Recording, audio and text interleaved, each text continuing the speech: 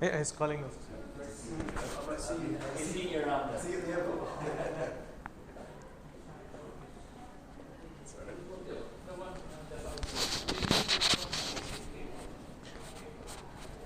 Do you want to bring Vinu? He's not going to come. Okay. Okay.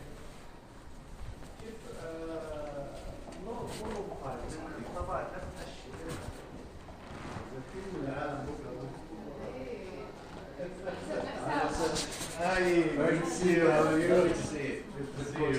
Pleasure. Good afternoon. Good afternoon. Hi, Good to see you. My name is Shri. Hi, good to see you. How are you? These two are the experts. I'm just here for the ride. You are the big boss. I'm just coming along just for the just to come on with a listen. So we will be sitting here, right? Do we have enough space? Yes. Yes. No, no, not that's the problem. I'll take this one.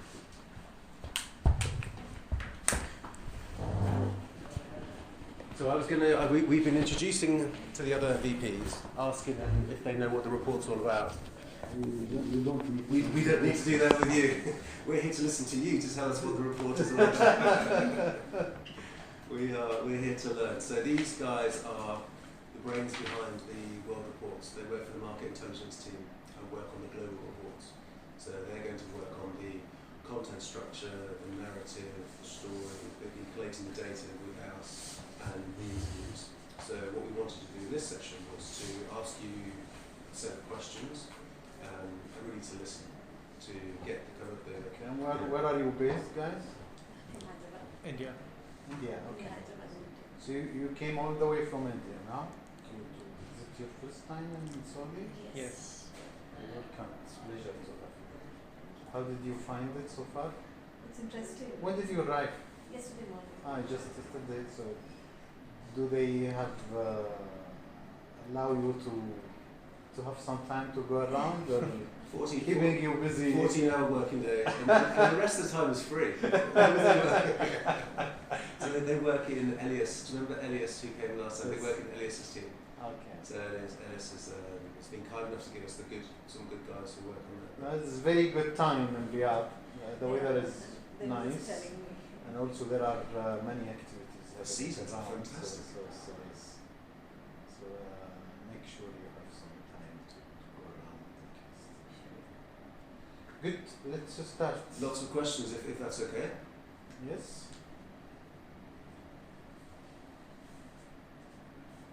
Where do we start? Yeah. Please. So, we're seeing a lot of new entrants coming into the picture in the famous landscape of the kingdom. So, how do you envisage the growth of fintechs or the big techs in the next 3 years, especially given the Saudi fintech initiative? Okay. I was one of the guys behind the fintech Saudi and also the sandbox, SAMA regulatory sandbox. We established the SAMA, I think 2 years ago. And I remember I think it was in end of 2015, we were, I think, in a conference, myself and my manager at that time, and they were talking about fintech. And we always exchange thoughts after any conference, and so when we start talking about exchanging thoughts, we both think that this is something is big and it's really happening, and we need to ready to this, and we have to let's say do some efforts in SAMA to enable this to fly. As I see it, I think it's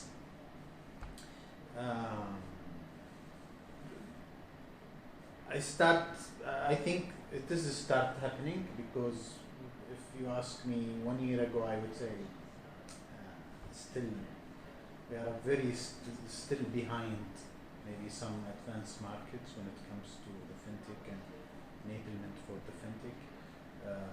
I think the 2019 was the start, but I think it's happening more and more.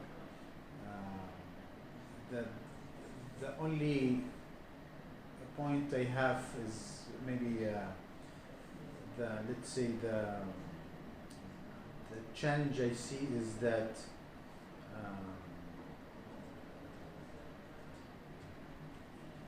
all the fintech started already, or some new ideas that I see that they are applying through SAMA and they're trying to start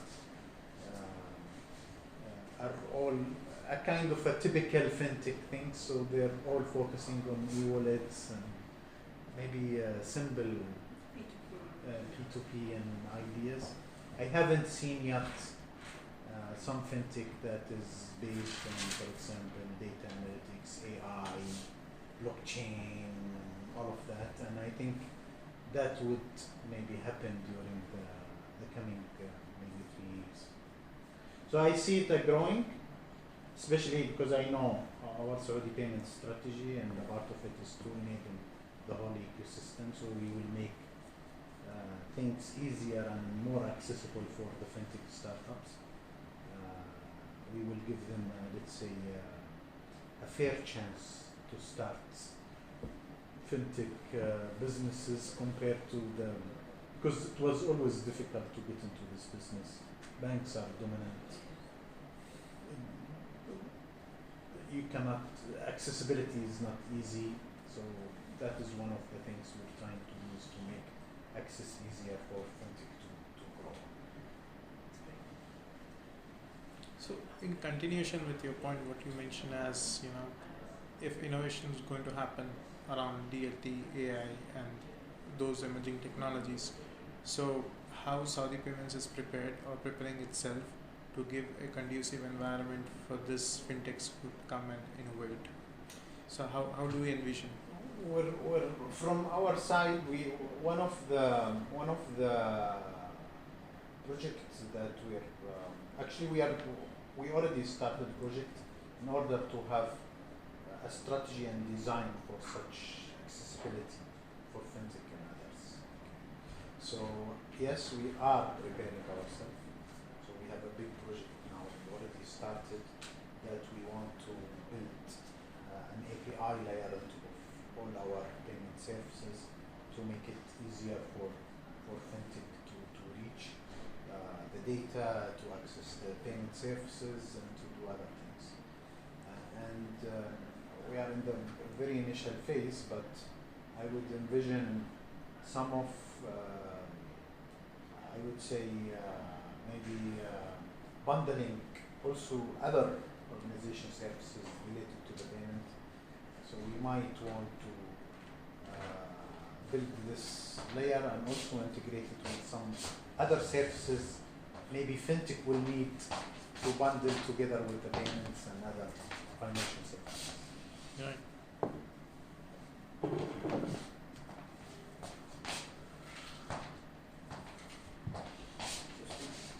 So it's kind of platform you're envisioning? Platform of... It is a platform. Yeah, okay. We call it, the initial name is Digital Interaction Platform, and the idea of this platform is to build a set of APIs on top of all our payment services to make it easier, accessible to the fintech startups, and to make it to ease the access also to the infrastructure that we have. One of the things we have, but it's not yet, let's say, mature, because that would depends on SAMA going forward with open banking. But one of the idea we have is that we believe that this platform can be later extended as a universal API for the whole banking sectors. Because in some other area of the world, there are certain centralized API or standardized API where that will give access, fair access to all the banks. Yeah. So for the digital interaction platform, you already have onboarded some folks? No. We are still in the nascent strategy and design Okay. phase. So do you suggest to call this out in the report or just No, I would call it from an enabling perspective. So yes, I wouldn't maybe mention it with a name, but Yes. I would mention it as a concept that as a part of our current positioning as Saudi payments, enabling all players is something that we are focusing on and we are doing. Absolutely. And I would say through APIs and through bundled services and all of that. Right. Okay. So we should be calling it generically as an API exchange. So Maybe it's API layers to give access for all fintechs and new players to the existing payment infrastructure, which will make it, I would say, a platform for innovation. Right. Right. Which is, it's also the case with IPS, but maybe IPS is more specific. But we believe also we are also started the instant payment system, and we believe also instant payment system would be a very good platform for more innovative products, especially that we are implementing push payment, pull payment, and we are building a complete customer profile as a part of IPS, which is, it will enrich the whole infrastructure where it would be easier to develop more innovative product on top of this platform. something which is called overlay services.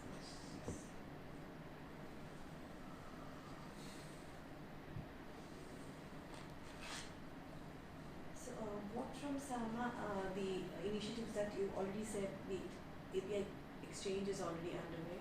What else would you add to that list currently underway? From an enabling perspective, you mean? Yes,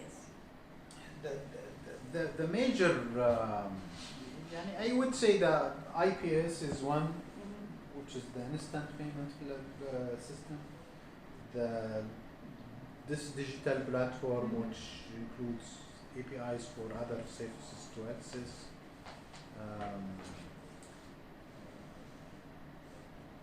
This is from our side, from maybe Sama side, because Sama is releasing the licensing process and rules and regulation for payments. So I would believe that also is an enabling factor for fintech and other companies to get into the market. And so that's from a regulatory point of view. So based on that, you would think of other initiatives that will help enable that particular regulatory initiative. There are some other initiatives. They fit into. I think they would maybe fit into this category, which is related to. Because we used to have only banks, because payments used to be only handled by banks, so non-banks cannot get into payments. Now because SAMA is opening up, so we are expecting non-bank issuer, non-bank acquirer, and all of those Different players. the different payments. Things. And also we are about to finalize our complete our QR code payment platform, which also that would help fintech and startup for QR payment as well. We already released a QR standard, and now we are building a QR centralized system, which will make QR a more of an open loop QR payments instead of the closed loop fragmented providers. So it's already been available to consumers? There are already some closed loop providers when it comes to QR. So I think there are three payment company already licensed through SAMA Sandbox to do P2P and to do QR code payments. already started in the market. They have QR and certain merchants, but this was not developed on our standard. So now we develop a standard QR. And the other thing, those are closed loop QR payments. So issuer and acquirer have to be the same company in order to make the payment. What we're trying to do is, after we release a QR code standard, now we're building a central clearing and settlement platform where also we will allow an open loop payment through QR. So an issuer, you can use an issuer A wallet to make a payment while the QR is placed by a different acquirer.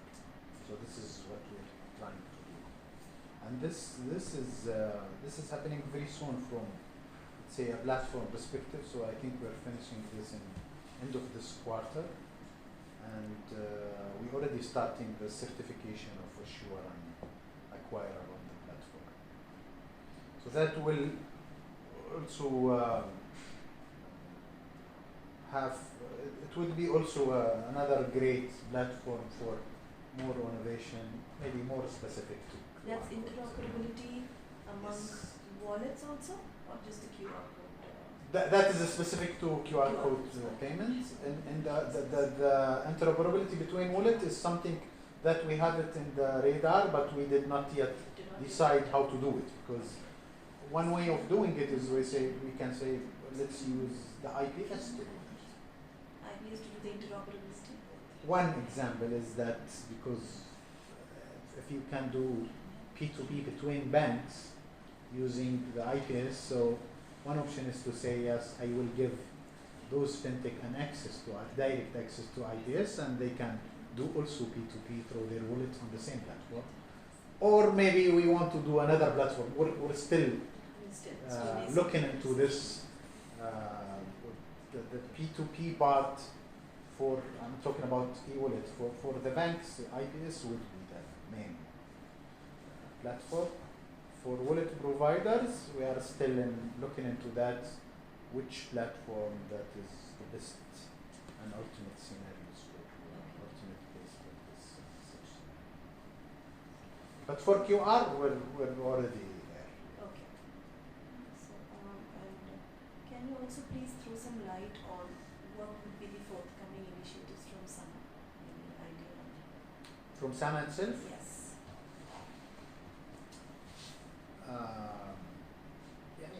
I think that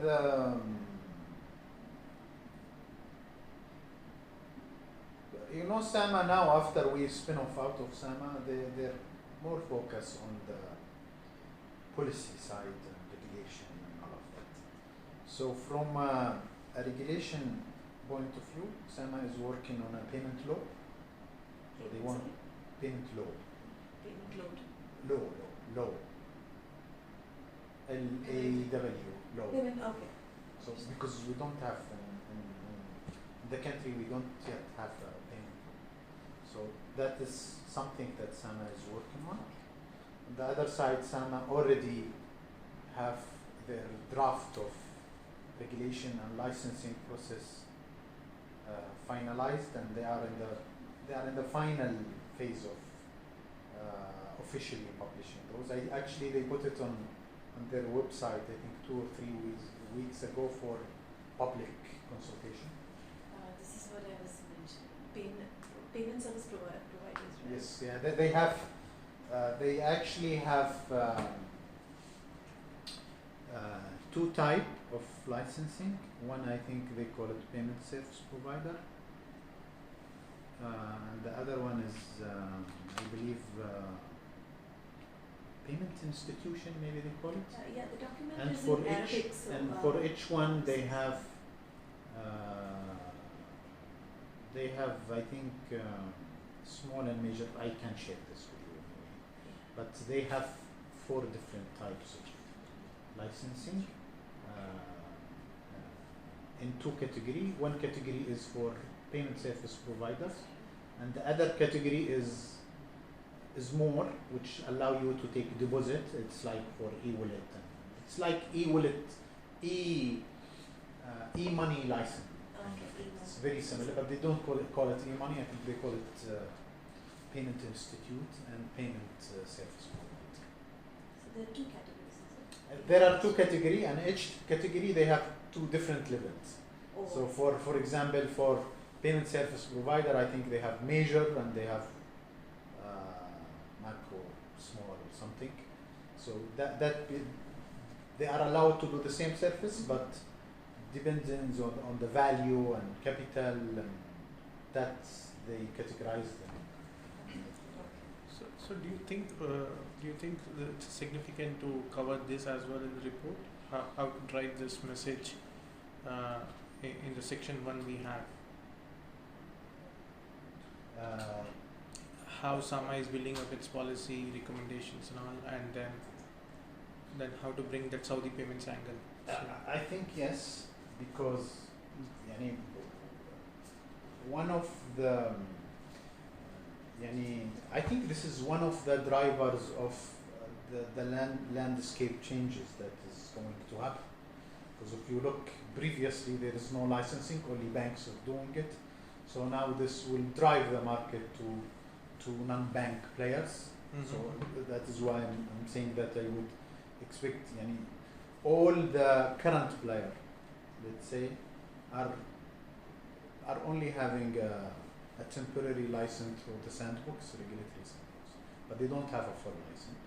Those regulations and licensing process will allow them to have a full license and operate in a full autonomy, and that will unleash and I would expect that we will have more and more players in the market based on this. So I would look at it from the enabling point of view, or that this regulation of SAMA is going to enable more innovation when it comes to specifically maybe more on payments.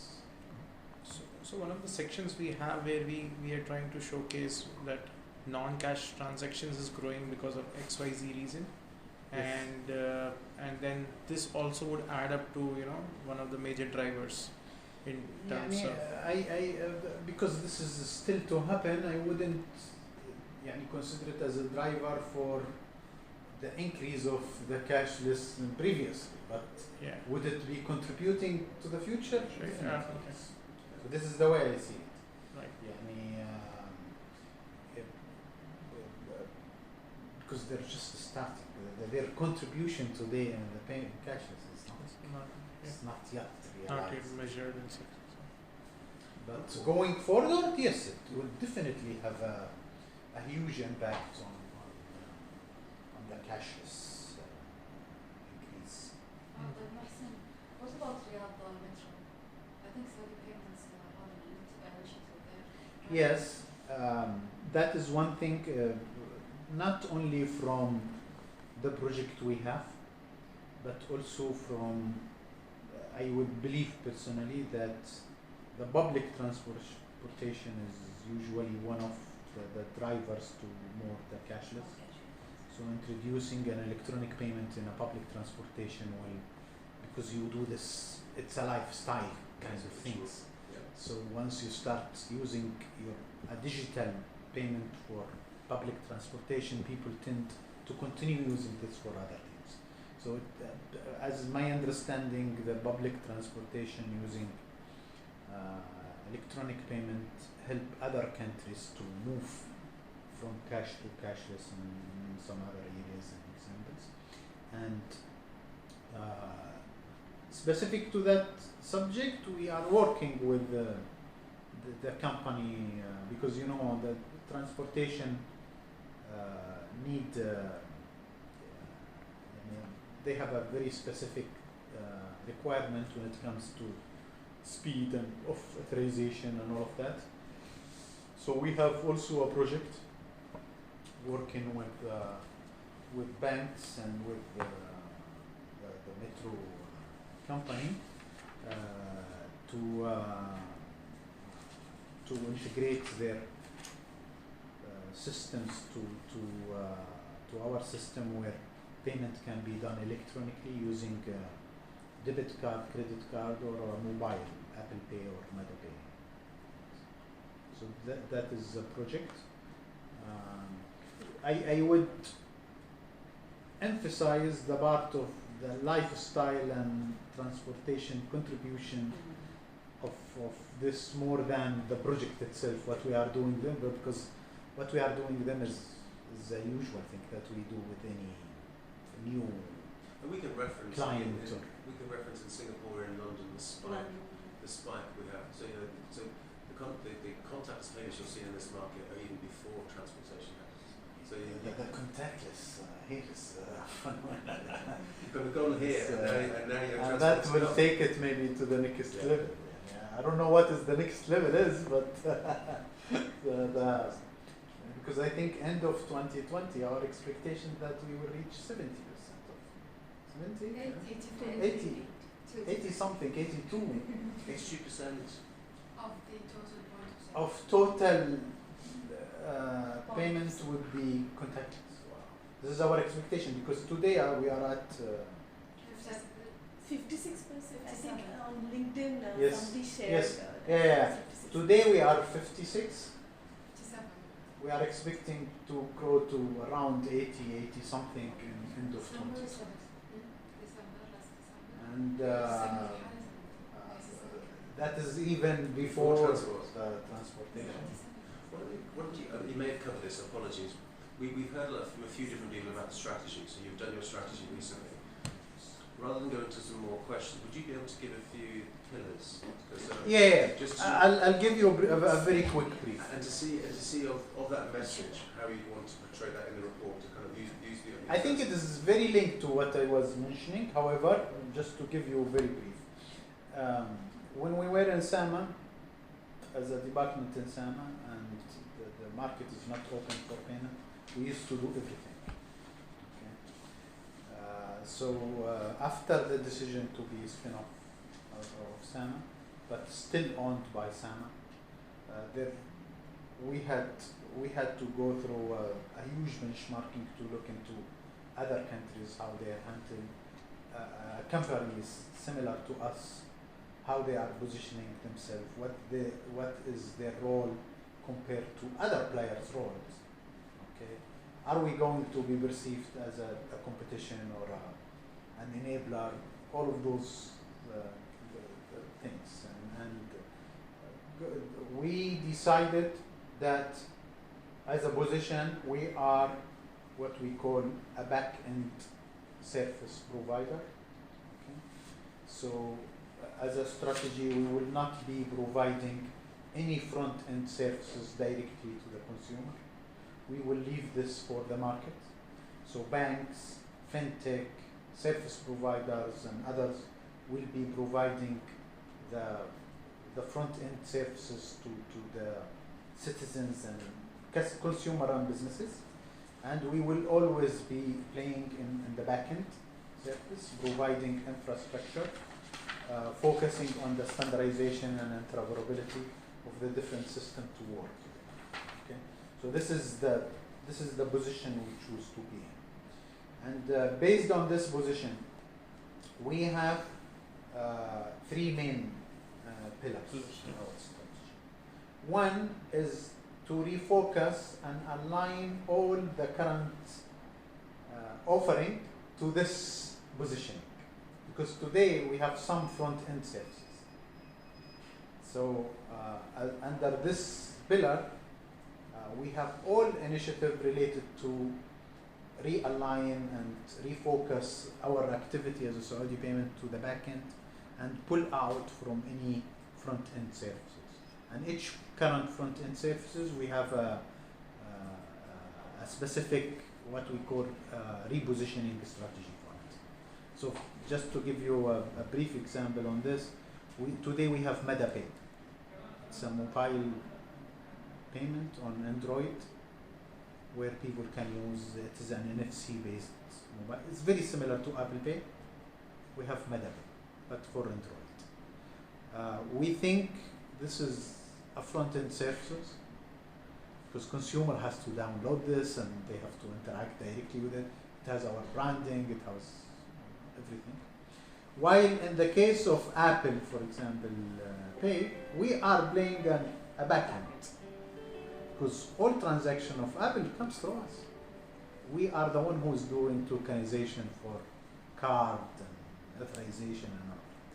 So, for example, for this specific front-end services, we have a strategy how to go back to reposition it by working. Now we're talking with Huawei, Samsung, Google Pay, and all of this to introduce those wallets, Android-based wallets, to go there and this, and we go back to process the transaction from tokenization perspective and authorization rather than front end. So this is one pillar, which is, it includes all the initiatives and strategies to refocus all our activities to the backend services. So that is one. The second thing is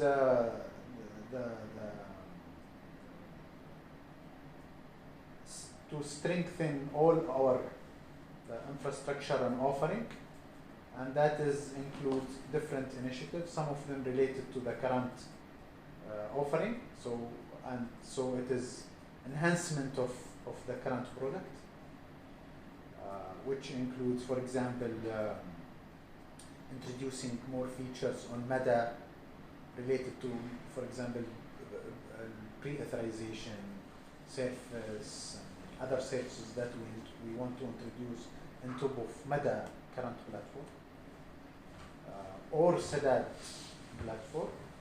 And the other part is to introduce new infrastructure component like instant payment system, QR code platform, interaction platform, and all of those other new infrastructure components. And the third pillar is grow the ecosystem, and that is it includes all our initiative towards the ecosystem itself. So it's enablement of fintech and other players, awareness of electronic payments and digital payments, payment forums, payment events. So that is our contribution to the wider ecosystem.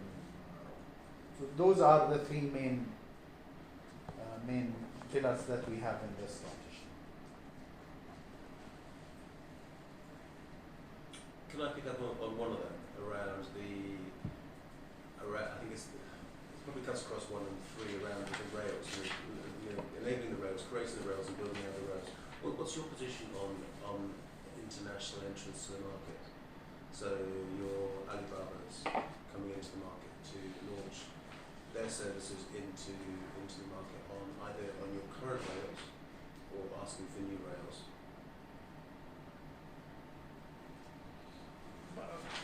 I think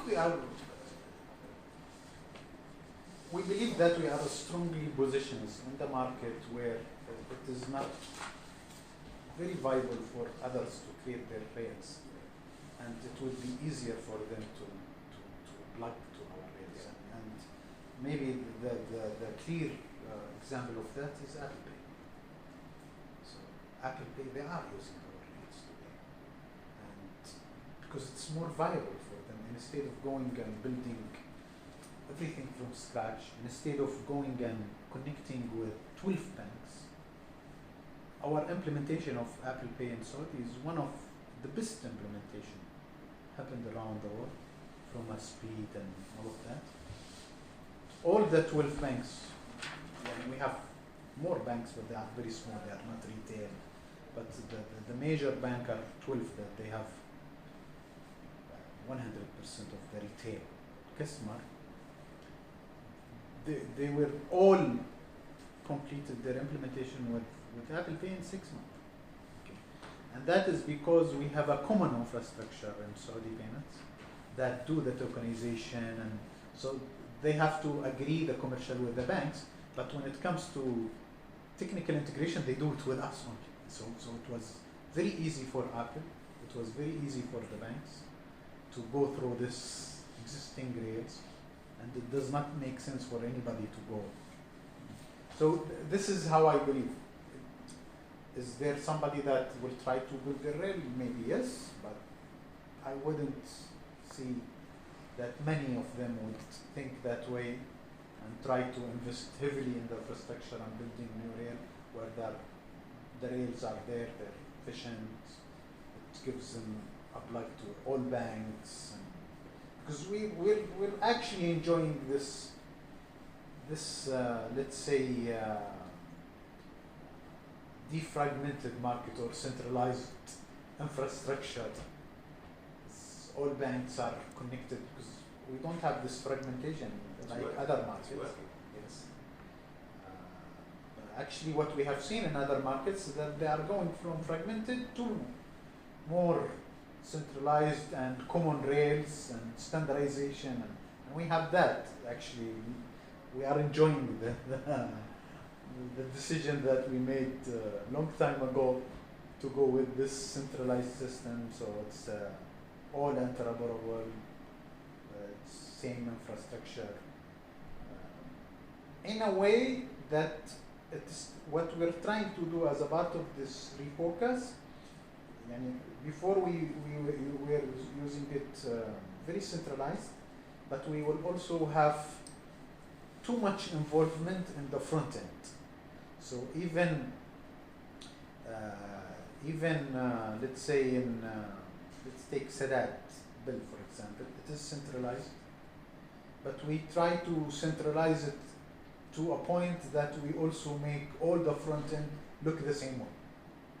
Okay.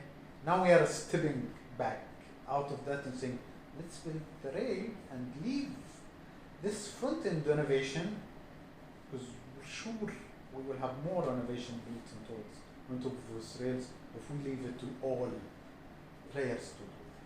Yes, we have to do some standardization in some areas, but we have to leave more rooms for front end to do innovation.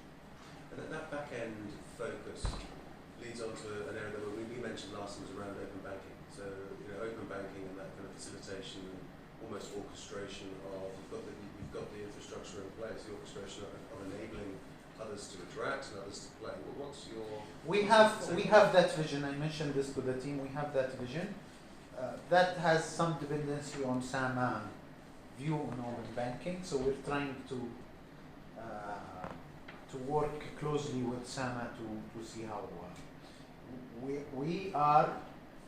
having a project running now, and we are looking into that. So we will be having a strategy for this digital interaction platform for our services, and also looking into the possibility of having this one infrastructure for all APIs for open banking. We still have that vision, but that is with let's say we're doing that in a very careful approach, trying to talk with SAMA on what is their view on open banking itself. Is that a subject to stay away from in the report as yet, or would you want to allude to it or talk to it? The open banking part, I would keep it. I would give it a second thought later whether we want to have it or not. Though we touched upon enabling through API layers, platform for innovation, so I think that would give enough indication to the audience. It is. So we might want to say it in a way, but without giving it this regulatory yes. perspective. I like that. Call it something else. Yeah. All right. Now We can, if we believe, that's why I said, let's give it a second thought maybe sometime later, because we might want to talk to SAMA and they might be okay to mention that in the report. right. So then I'm sure that we will be